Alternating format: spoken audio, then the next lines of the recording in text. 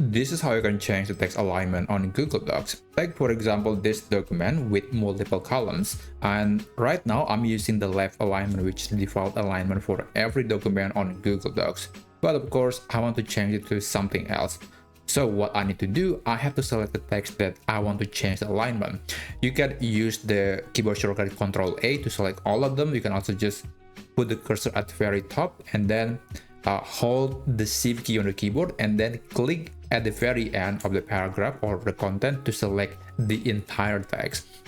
And then go to this and you can select any alignment that you want. By the way, this menu is called text alignment or just align.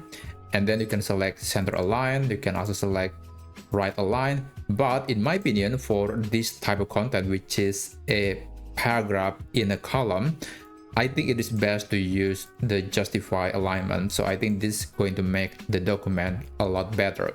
So let me select all the content and I'm going to apply the same text alignment for the rest of the message. For the rest of the document. And I gotta say it's a lot better compared to the previous one. So yeah, that's how you can change the text alignment on Google Docs. I hope that helps.